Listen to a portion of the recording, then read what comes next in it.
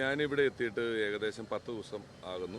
ഞാനിവിടെ വന്ന ശേഷം ഇവിടെ നമ്മൾ പ്രചരണത്തിനിറങ്ങുമ്പം മണ്ഡലം പ്രസിഡന്റുമാർ, കമ്മിറ്റിക്കാർ അങ്ങനെ ഭാഗം തിരിച്ച് ഓരോ സ്ഥലങ്ങളിൽ അതാത് പ്രദേശങ്ങളിലെ ആളുകൾ വരാറുണ്ട്. ഞാൻ പലരെയും പരിചയപ്പെട്ട് വരുന്നതേ ഉള്ളൂ. അത്തരത്തിൽ ഇദ്ദേഹവും ഞാനിപ്പോൾ ചിത്രങ്ങൾ കണ്ടപ്പം നമ്മുടെ കൂടെ പ്രചരണാർത്ഥം ഇവിടുത്തെ ഒരു പ്രവർത്തകൻ എന്നുള്ള നിലയിൽ പല സന്ദർഭങ്ങളിൽ വന്നിട്ടുണ്ട്. അല്ലാതെ എനിക്ക് അങ്ങനെ വ്യക്തിപരമായി ഇവിടെ വന്ന ശേഷം ഒരാളെയും അങ്ങനെ കാര്യമായി പരിചയപ്പെട്ട് നിൽക്കാനുള്ള അവസരങ്ങളിലേക്ക് എത്തിയിട്ടില്ല.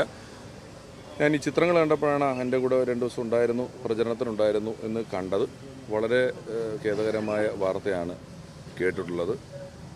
ചൂഷണം ചെയ്ത പെൺകുട്ടിക്ക് കൃത്യമായും നീതി ലഭിക്കുക തന്നെ ചെയ്യണം. അതിനുവേണ്ടിയുള്ള നിയമ നടപടികൾ പോലീസും സിസ്റ്റംസും അതിനുവേണ്ട കാര്യങ്ങൾ ചെയ്യണം.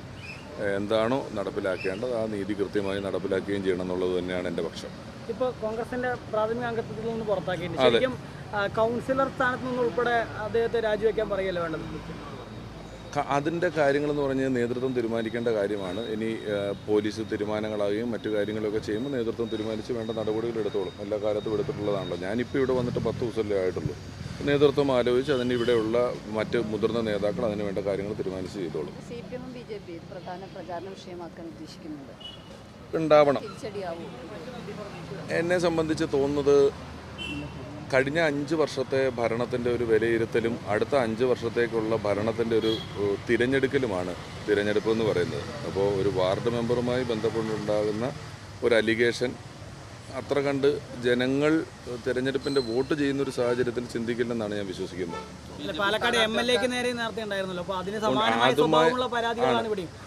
അതുമായി ബന്ധപ്പെട്ടിട്ടുള്ള ഉത്തരങ്ങൾ ഞാൻ എൻ്റെ ഇങ്ങോട്ട് വരുന്ന ഫസ്റ്റ് പത്രസമ്മേളനത്തിലും ആദ്യത്തെ 2 ദിവസങ്ങളിലും കൃത്യമായി പറഞ്ഞ് അവസാനിപ്പിച്ചിട്ടുള്ളൊരു കാര്യമാണ്. അതും കോടതിയിലാണ്. നിയമം ഏറ്റവും ശക്തമായി നടക്കട്ടെ. നിയമം ഏറ്റവും കൃത്യമായിട്ട് നേതാക്കൾക്കെതിരെ ഇങ്ങനെ ഓരോ പരാതികൾ വരുമ്പോൾ അത് ക്ഷീണം ചെയ്യില്ലേ? അല്ല, അതാ ഞാൻ പറഞ്ഞത്. അത് പരാതി വരുന്നതൊക്കെ അവർ വ്യക്തിപരമായി അനുഭവിക്കേണ്ട കാര്യങ്ങളാണ്. അതിന് ഏറ്റവും കൃത്യമായ നീതി, ചൂഷണം ചെയ്യപ്പെട്ട പെൺകുട്ടിക്ക് കൃത്യമായ നീതി ലഭിക്കണം. അവരുടെ ഭാഗത്ത് തന്നെയാണ് ഞാൻ നിൽക്കുന്നത്, അവരോടൊപ്പം തന്നെയാണ് ഞാൻ നിൽക്കുന്നത്. അവർക്ക് നീതി ലഭിക്കുക എന്നുള്ളതാണ് ചെയ്യേണ്ടത്. അതിന് ഇവിടുത്തെ നിയമ സംവിധാനങ്ങളും കോടതിയും പോലീസും എല്ലാം വേണ്ട നടപടികൾ കൈക്കൊള്ളണം.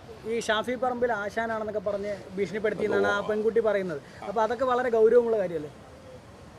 ആർക്ക് വേണമെങ്കിലും അങ്ങനെ പറയാലോ. അതിപ്പം നമ്മൾ ഓരോരുത്തരും നമ്മളെപ്പറ്റി പറയുന്നതിൻ്റെ എല്ലാ ഉത്തരവാദിത്വം നമുക്കില്ലല്ലോ അല്ലോ.